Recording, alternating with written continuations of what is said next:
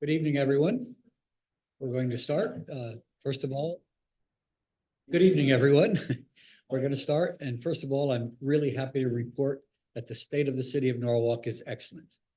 I want to start by welcoming our distinguished guests and my partners in service.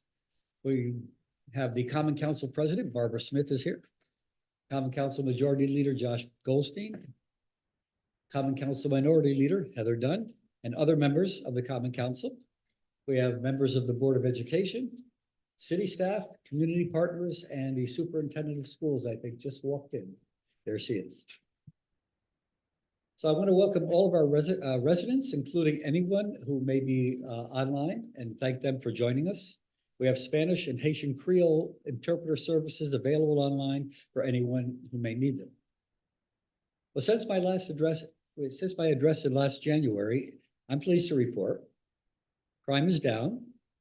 We've made record investments in new schools and upgraded facilities for our students. We've made significant strides towards our commitment to make Norwalk the greenest city in the state. We've continued to promote the quality of life for residents by focusing on new and improved recreational programs and facilities for residents of all ages. We've remained steadfast in our commitment to increasing transparency by promoting openness so residents can easily access information and use our services. Our financial condition remains strong, which led all the major rating agencies to reaffirm our AAA bond rating. Our tax rate continues to be the lowest compared to similar sized towns and cities in Connecticut. And true to our community values, we've continued to ensure that Norwalk remains a welcoming and inclusive place to live, work, and play. But there's still a lot more to be done. It continues to be my absolute privilege to serve the great city of Norwalk and the residents. Norwalk is a city defined by its compassionate, hardworking, and community-driven people. So many people decide to raise their family and grow their business here simply because of our incredible community has made it such a special place to live and work. Above all, I believe our residents a strong sense of community that sets us apart from other towns and cities. In Norwalk, we strive to make sure everyone feels like they belong and can contribute equally to helping make our community special, regardless of their background or the language they may speak. We pride ourselves in being one of the most diverse communities in the state because we know that diversity is one of our greatest strengths. During my administration, not only has it been my goal to provide all of our residents with the services they need in a fiscally responsible and efficient manner, but it's also been a big priority of mine to make sure that everyone feels welcome, valued, and respected. And that respect starts with taking care of our students. Supporting education, new schools, and facility upgrades continues to be a top priority of my administration, and I'm very proud of the progress we've made. Under my administration, we have increased the operating budget for our schools year after year at a rate far greater than any previous administration. Overall, we increased the Board of Education operating budget by approximately $78 million or 50% from my first budget in 2013 through this year. We've also prioritized the first major school construction projects in decades. In 2020, we welcomed students to a newly renovated Ponus Ridge School. In 2022, we welcomed students to a completely renovated Jefferson Elementary School. In 2023, we welcomed students to a brand new state-of-the-art Cranberry Elementary School, the city's first completely new school in over 50 years. In 2024, we completed the groundbreaking for the new South Norwalk Neighborhood School and the new Norwalk High School. I'm incredibly pleased that this fall we will welcome students to the brand new state-of-the-art South Norwalk School. This will be the South Norwalk community's first school in over 40 years. For decades, students in South Norwalk have had to travel to other schools across the city, creating an unfair burden for these students and their families. Establishing the South Norwalk School will provide a much-deserved community school to serve South Norwalk residents, and it's going to be a beautiful school.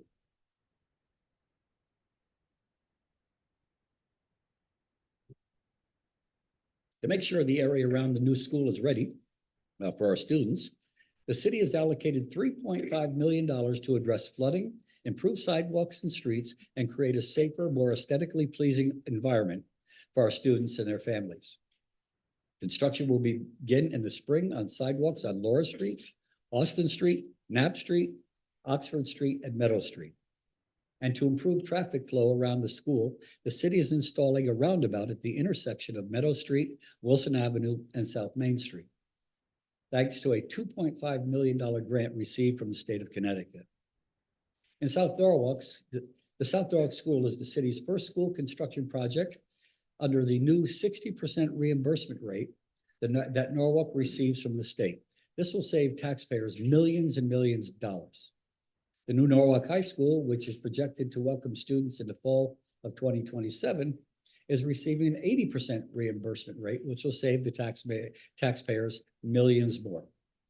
These reimbursement rates and new schools wouldn't be possible without Senator Duff's leadership. He has an unwavering commitment to Norwalk's youth. So I want to thank Senator Duff for always putting our students first. Unfortunately, he couldn't be here tonight. He's just on his way back from Hartford, working again on behalf of the city of Norwalk. In addition to these new schools, the city has secured funding to improve the heating and cooling systems of 6 more schools: Brian McMahon High School, Brookside Elementary School, Marvin Elementary School, Narramack Elementary School, Rowayton Elementary School, and Silvermine Dual Language Magnet School. These projects are now underway and will continue into 2026. Through $15 million in city funding and $21 million in a state grant, the major investment in our student facilities will help maximize student success by fostering optimal and equitable learning environments. I want to thank our state delegation. Unfortunately, they couldn't be here either, for their partnership in this effort.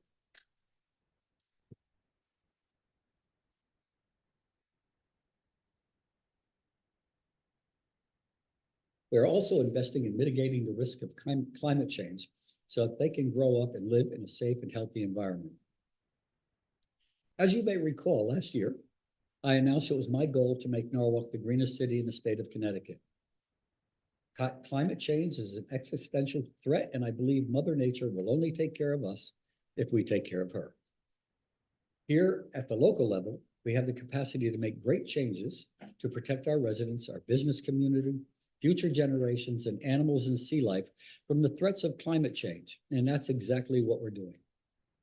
As a coastal community, the risks of climate change include extreme heat events, increasingly frequent and severe storms, and sea level rise, among others.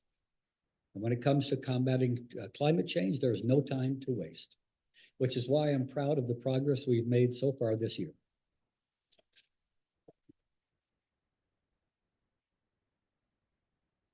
In 2024, we released the first draft of our sustainability and resilience plan, a roadmap to build upon our climate resiliency efforts. The plan was developed to identify and build viable sustainability projects at city level. This year, we will focus on implementing this plan and will bring on a new director of sustainability and resilience to lead this important work. As part of our climate change resiliency efforts, we will continue to expand our urban tree canopy and make tree planting a priority across the city, bringing more nature and environmental benefits to our communities with a focus on environmental justice. Climate change is a threat to everyone, but some people feel its impact more than others because of economic, environmental, and social circumstances. By focusing on environmental justice initiatives, we will address existing inequities that are made worse by climate events and its shifts that often disproportionately affect low-income people and people of color. One way we are addressing these inequities is through our new tree master plan, which aims to plant more trees across the community, including in our downtown areas, which will improve the quality of life and air and mitigate extreme heat during the warmer seasons. Later this year, we will publish our tree master plan guided by our Recreation and Parks Department. The plan will assess the state of Norwalk's urban forests and provide a roadmap for adding and preserving trees as a vital resource for public health and well-being. I'm proud to share that in 2024, our Public Works team planted 454 trees, and we are committed to planting more this year.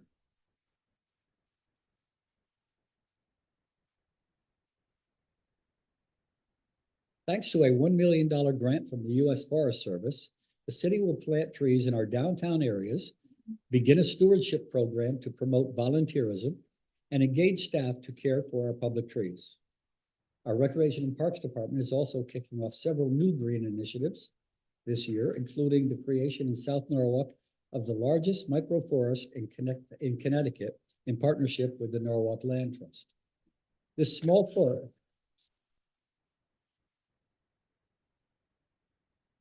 forest aims to help achieve several of Norwalk's climate goals, including expanding the tree canopy to help capture carbon, as well as mitigate flooding and rising temperatures and threats to our clean air and water quality. The city will also start a green workforce program, which will offer disadvantaged community members hands-on training in forestry, preparing them for meaningful employment while supporting our environmental goals. The Green Workforce Program will engage people who face employment obstacles, such as those with criminal records and those who have experienced homelessness and language barriers, by providing tree care skills, knowledge, and experience as a stepping stone to future employment. Participants in this program will perform maintenance on city trees and plant at least 100 trees in the areas where the city is focused on environmental justice initiatives.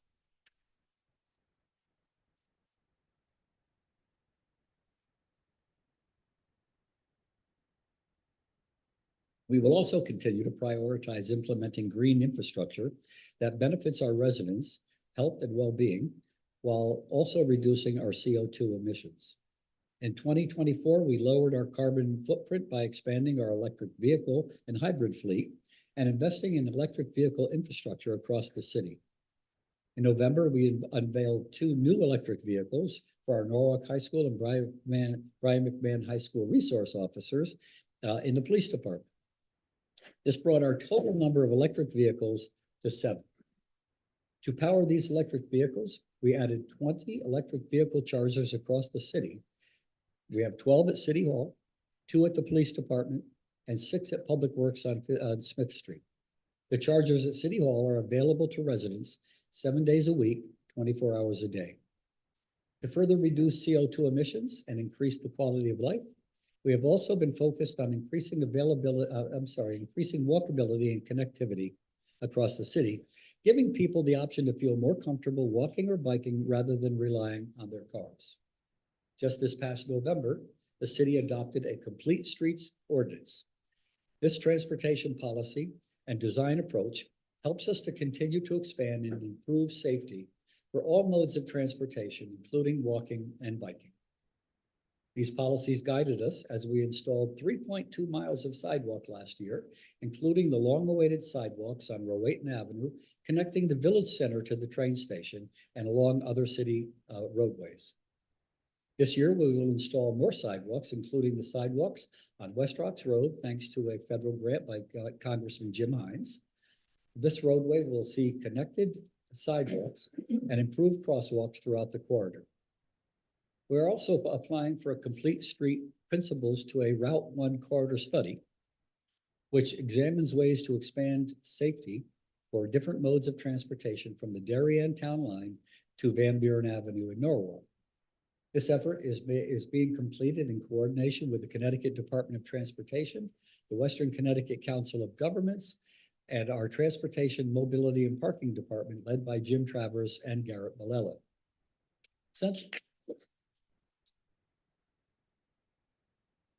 Since we are always looking for more ways to create a safer environment for all modes of transportation, we are also developing a safety action plan. The Safety Action Plan will serve as the framework for our Vision Zero policy, which aims to reduce traffic-related injuries and fatalities in areas where we see the most incidents. The plan was funded with a Safe Streets for All grant to help enhance safe, accessible transportation for everyone with an emphasis on pedestrian, cyclist, and driver safety improvements. I'm proud that in September, the city was recognized by the Connecticut Department of Transportation for promoting Vision Zero for our schools, which was achieved as a result of the city's completion of several safe routes to school projects. For example, last year, the city installed new sidewalks on Phyllis Street near Fox Run Elementary School. These new sidewalks eliminated significant gaps in walking paths around the school, improved crosswalks, and enhanced safety for students and their families who navigate nearby intersections. The Norwalk Transit District, under leadership of Matt Pence, I believe is also here, has also been working on ways to make the Norwalk Transit has also been working on ways to make Norwalk more sustainable by increasing public transportation opportunities in all parts of the city. Norwalk Transit District's Micro Transit Service, a pilot service launched last year that provides on-demand rideshare services to broaden the availability of public transportation, completed 41,000 trips in just over 9 months. The $2 rideshare service has seen steady growth in ridership since its launch and will remain available for all of Norwalk this year. To continue to fill public transportation gaps and help residents get to where they need to go without a car, later this year, the Transit District will complete its comprehensive operational analysis and network design. This effort aims to create a more modernized and accessible bus route network with better access to bus services and more connectivity to the train stations. With the new network, 37,000 Norwalk residents will live within a 5-minute walk of very frequent bus service, helping Norwalk further its efforts to reduce CO2 emissions.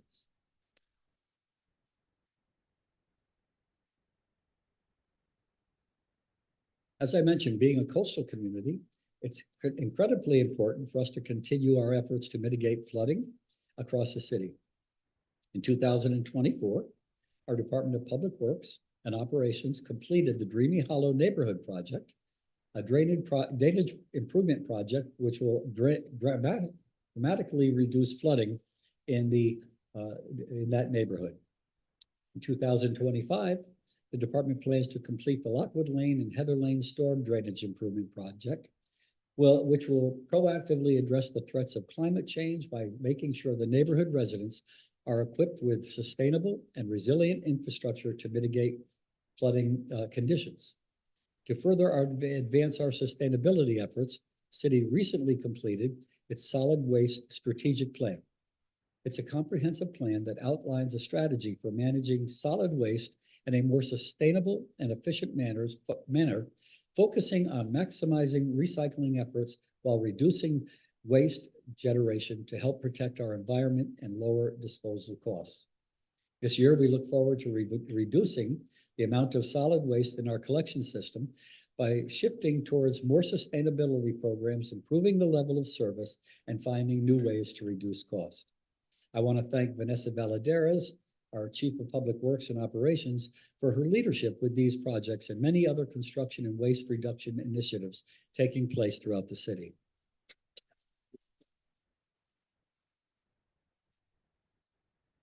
As we enhance state sustainability projects and improve safety for all modes of transportation throughout the city, we are also revitalizing several neighborhoods such as the Wall Street Corridor, the Hospital Hill Business District, and the MLK Corridor in South Norwalk.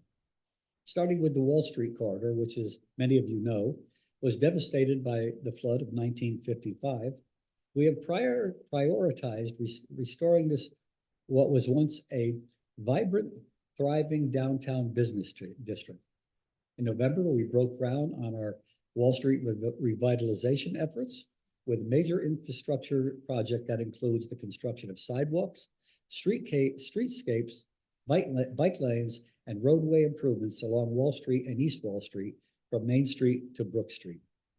This year, we will be completing the design of phase 2 of this project, which includes the conversion of Burnell Boulevard into a two-way traffic operation. In partnership with the Norwalk Transit District, we are redesigning this area to provide improved transit experience.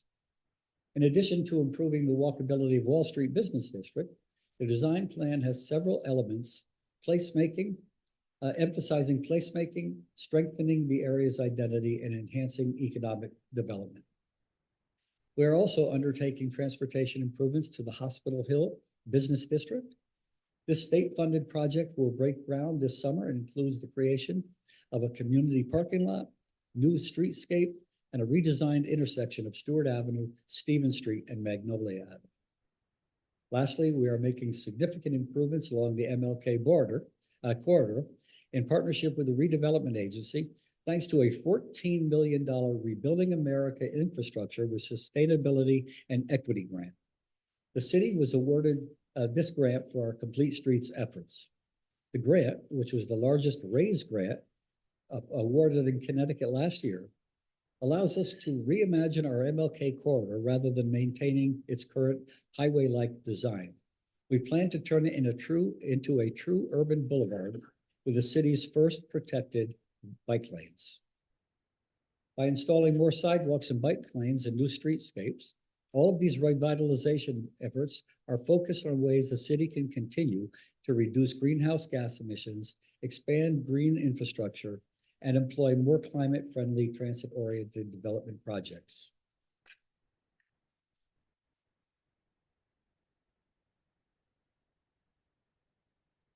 It's clear that sustainability is more than just an environmental goal. It is deeply intertwined with the quality of life for every Norwalk resident. From clean air and efficient transportation to access to green spaces, walkable streets, and resilient infrastructure, these sustainable projects or practices have a direct impact on how we experience life in our growing coastal community. Improving the quality of life of every Norwalk resident continues to be one of my top priorities, and our efforts are paying off. In June, for the second year in a row, we were ranked among the top 100 places to live in the United States by livability.com.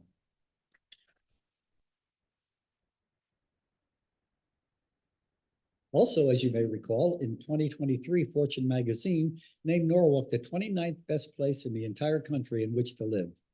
Furthermore, last fall, the city was included in WalletHub's newly released list of best small cities in America, which examines the city's economic health, affordability, education, health, and quality of life. So I'm really proud of the progress we've made as we continue to listen to residents' ideas and feedback on how we can make further improvements to enhance everyone's quality of life. One way we are hard at work on enhancing the quality of life is expanding our wellness and recreational offerings for residents of all ages, thanks to our Recreation and Parks Department team led by Robert Stowers.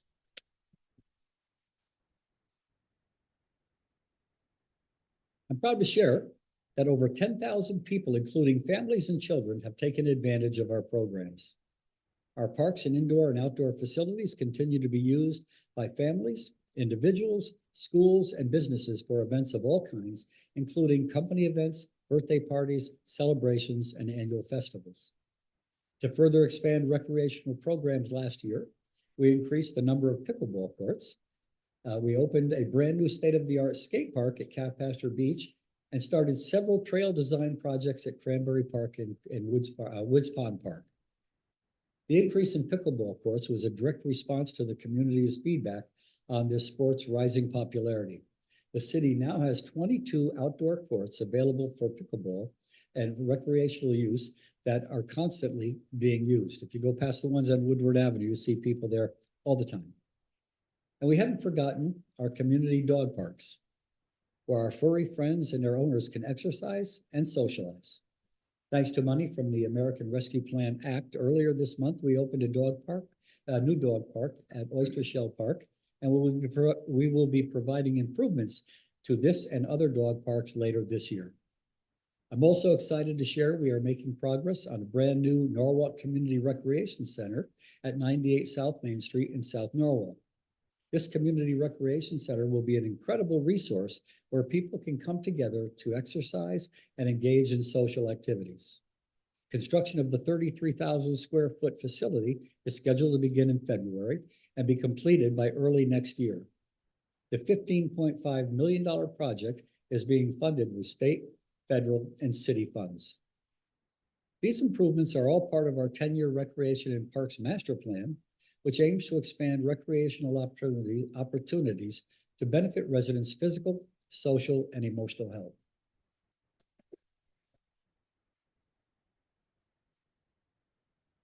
Additionally, since libraries are the heartbeat of every community and go a long way to enhancing people's quality of life, we recently renovated our South Norwalk Library. We renovated the first floor, providing a more modern, accessible, and comfortable space for the community. This year, we plan to enhance online library access by improving digital resources such as downloadable books and offering more online services for library patrons to make resources readily available and accessible at their convenience. We know that overall experience people have in their community library, including the quality of services they receive and how safe and comfortable they feel when they enter the building, can make a big difference in increasing their social and emotional well-being. Another major priority of mine this year, which continues to be a goal of my administration year after year, is to keep taxes as low as possible while addressing residents' critical funding and service needs. I'm proud to report that Norwalk continues to have a lower mill rate than other similarly sized municipalities such as Stamford, Hartford, Bridgeport, West Hartford, New Haven, and Waterbury. However, I know that the cost of living remains high and that many people in our community are struggling financially. That's why I am committed to keeping Norwalk as affordable as I possibly can.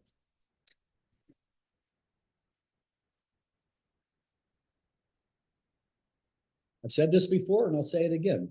We simply cannot increase people's property taxes to a point where we are jeopardizing residents' ability to continue to afford to live in our city.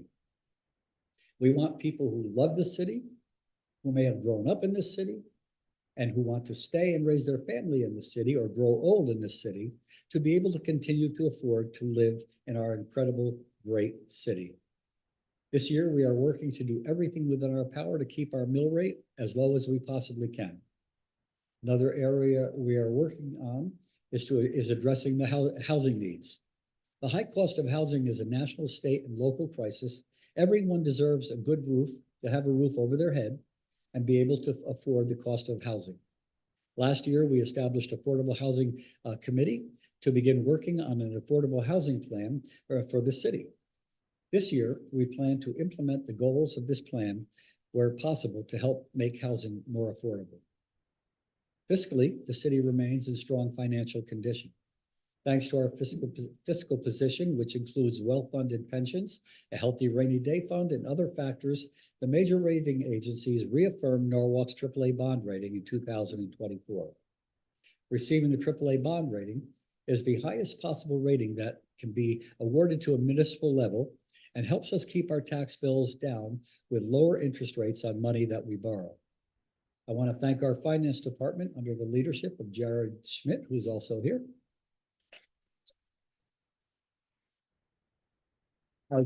Our Chief Financial Officer for their strong fiscal management and careful stewardship of the taxpayer funds. This year's budget presents new and unique challenges, largely due to the city completing a revaluation in 2023. This dramatically increased home values compared to commercial properties.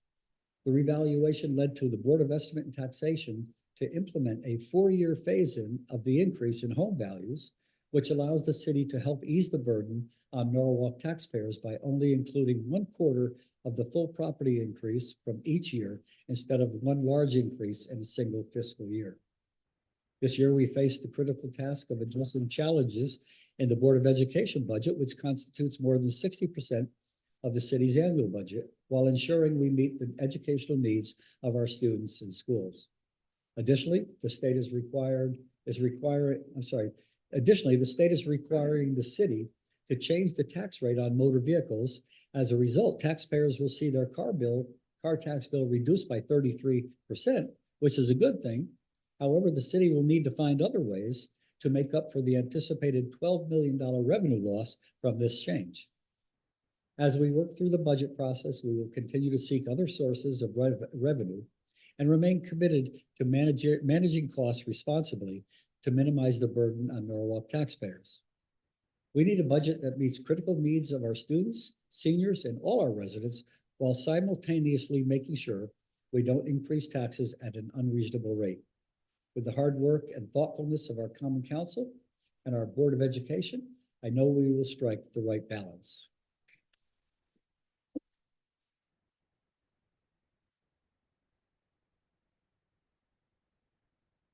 I also want to take a moment to acknowledge the incredible work of our police and fire departments.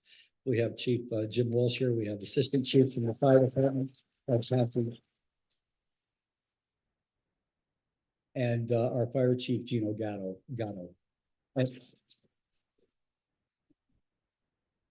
And actually all of Norwalk's first responders. And we greatly appreciate their many accomplishments this past year. Crime in Norwalk is down. Last year, the Connecticut State Police Crimes Analysis Unit published its annual report on the Uniform Crime Reporting Program. The city saw a decrease of 7.7% in crimes reported per 1,000 residents from 2022 to 2023. These trends These are trends we want to continue in 2025. The incident analysis found that the number of crimes against persons reported in the city decreased by 7%, while incidents decreased by 3.8% statewide from 2022. The report also found that while crimes against property increased by 11% statewide in 2022, these crimes decreased over 11% in Norwalk. Our police department has also done a phenomenal job with self-initiated motor vehicle enforcement, which aims to increase traffic calming measures to reduce car accidents, injuries, and deaths. By the end of December, they had issued almost 13,000 citations from self-initiated car stops, far exceeding previous year's enforcement. This year, the department plans to increase motor vehicle enforcement and education to increase pedestrian and motorist safety in the city of Norwalk.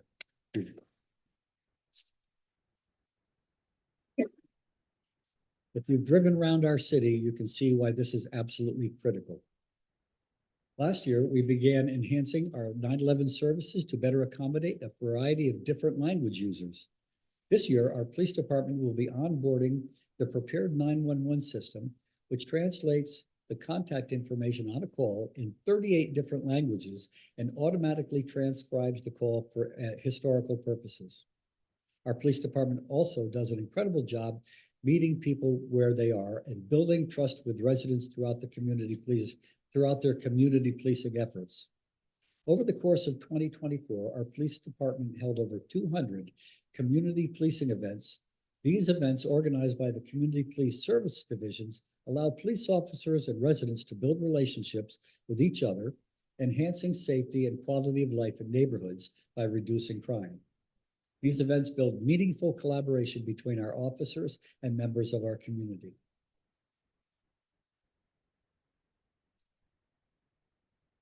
In 2024, our fire department responded to more than 8,400 calls for service. We are proud to have implemented a new station alerting and emergency response software within our fire department, giving firefighters up-to-date information about hazards, water supply, and building construction while on the scene.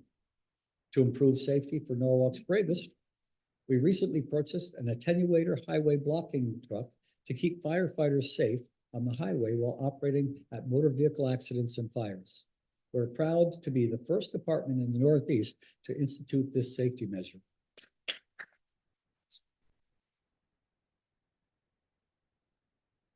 And I would certainly be remiss if I did not mention the devastating vehicular fire last May that closed I-95 and destroyed the Fairfield Avenue Bridge.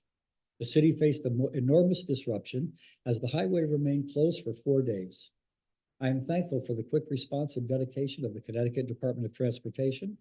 I am humbled by the commitment and dedication of our fire department for their swift action, our police department for their quick response, and our city departments for their participation in assisting our first responders and DOT partners, particularly our departments of Public Works and Transportation, Mobility, and Parking. Thanks to the hard work of all involved, the Fairfield Avenue Bridge was reopened in December, just 7 months after the fire, which was projected to be closed for over a year.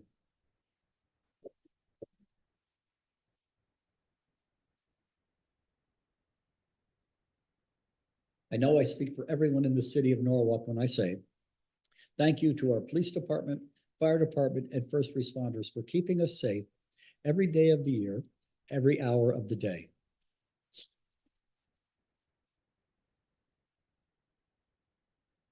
We know that enhancing the quality of life for residents also means bringing people together, something that is more important than ever for residents of all ages, including our children and seniors. We continue to promote arts and cultural programs at events centered in our downtown areas, connecting residents and visitors to local businesses in the Wall Street corridor in South Norwalk. I'm extremely proud to share that in 2024, the state of Connecticut designated our cultural district as an arts and cultural hub centered around Norwalk's Wall Street and South Norwalk neighborhoods. Norwalk is the first large city in the state to earn this designation. The designation of our cultural district reflects our commitment to fostering creativity, community engagement, and economic growth. As part of our efforts to promote the arts and tourism, we installed the Welcome to Norwalk mural along West Avenue with guidance from the Norwalk Arts and Cultural Commission. This mural is one of the world's largest at over 1,000 feet long and 20 feet high, and complements the mural on Monroe Street, which was also installed in 2024. We will continue to leverage the Arts and Cultural District designation to position Norwalk as a premier destination for arts and culture in the region and bring visitors to our wonderful city. Furthermore, in 2024, we achieved record-breaking attendance at city-hosted events in our South Norwalk and Wall Street business districts, including the Halloween Night Fair, the Holiday Extravaganza in South Norwalk, and the Wall Street Wonderland. These events were attended by over 14,000 people and generated over 50% increase in foot traffic to businesses in these neighborhoods. In 2024, we also provided technical assistance and workshops and resources to over 200 local businesses, empowering them to thrive in a competitive environment. Through the Norwalk Innovations Initiative, which supports minority and women-owned businesses, the city awarded $100,000 in grant money to 12 eager entrepreneurs this last year. This year, we will continue to support local businesses that make our city thrive. We are looking to expand our small business support programs by launching additional initiatives to provide technical assistance and financial resources with a particular focus on underserved communities and innovative startups.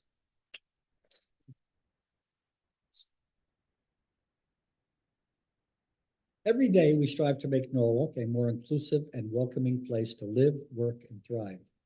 While there is always more to be done, I'm very proud of the progress that we've made. Norwalk is blessed to be one of the most diverse communities in Connecticut, and we know that diversity is one of our greatest strengths, and that includes our migrant community.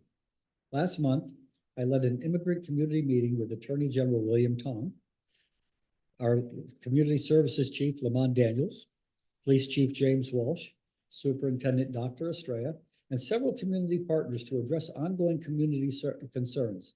We will continue collaborating with local organizations to connect residents with the support and services they need. At City Hall, translators proficient in language such as Spanish and Haitian Creole are available to assist residents, ensuring the language is never a barrier to accessing the services and support they need. Our goal is to create a welcoming and inclusive environment for everyone, especially those for whom English is not their first language. Furthermore, any resident in need of any kind of support service can contact our Community Services Hub, which is housed in our Community Services Department.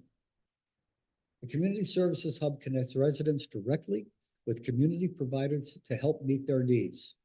These support services include assessing a food pantry, clothing, employment resources, and health-related support, including mental health resources. In 2024, the Hub made a tremendous impact on residents' lives, helping over 1,200 households connect with essential local service providers, a 53% increase from the prior year. This program was honored in 2024 with the Municipal Excellence Award recognizing its impact in improving the community overall well-being. This is a free service for all Norwalk residents, and I'm committed to ensuring it remains a vital resource for our community. I want to thank Lamont Daniels for his leadership in this effort and our work and the work of our Department of Community Services, which it does every day to help our residents.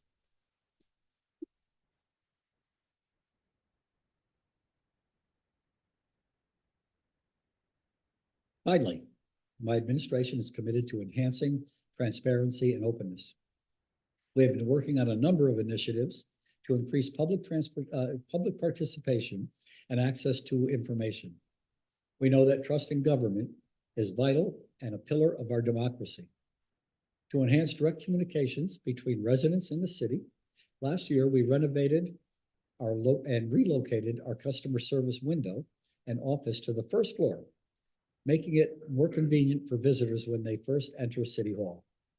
In 2024, our customer service team answered 24,700 resident inquiries. I want to thank them for their incredible work and for being the first faces many of our residents see when they step into City Hall.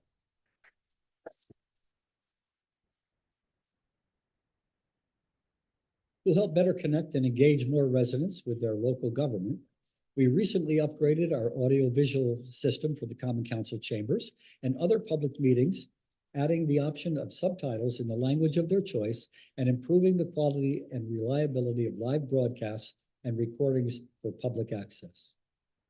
To increase accountability, we rolled out Next Request, a Freedom of Information Act management system that helps track and increase efficiency for the city's FOIA requests.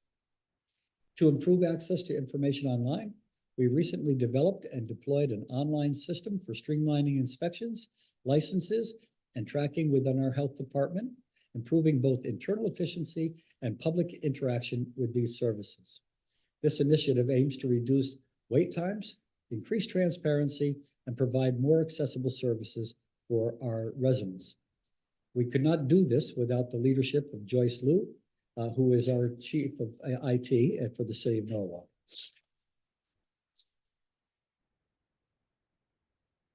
We are also working towards digitizing our records, including historic records and land use records. You can ask our town clerk, Richard McQuaid, how important this is. These documents are requested by many residents and professionals, including surveyors, architects, engineers, and attorneys when looking into different properties across the city.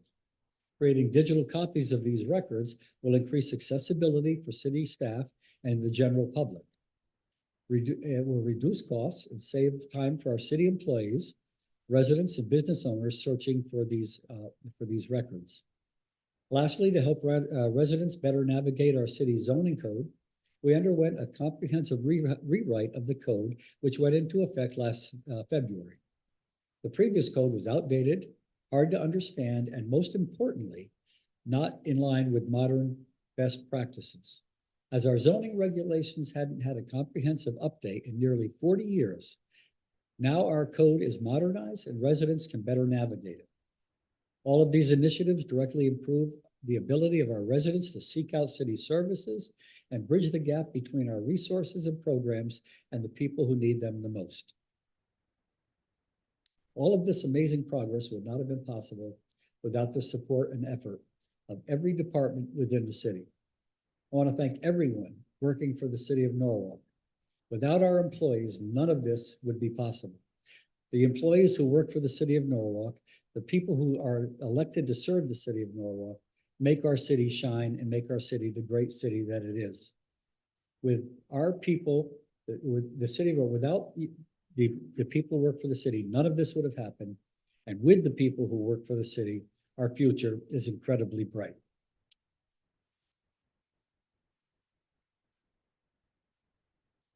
In closing, I want to thank everyone watching and every Norwalk resident and every part of our great city. It is our residents' input, continued active participation in our democracy that makes our government work.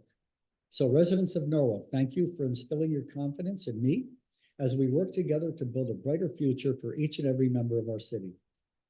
Last, but certainly not least, I want to thank my wife, the First Lady of Norwalk, Lucia Rilling, who is here this evening for her love and support and for shared commitment to continuing to make Norwalk the greatest city in Connecticut and even our nation. You're the reason I look forward to coming home at night. God bless our city of Norwalk. May God bless all of you, and may God bless this amazing nation we so proudly call the United States of America. Thank you.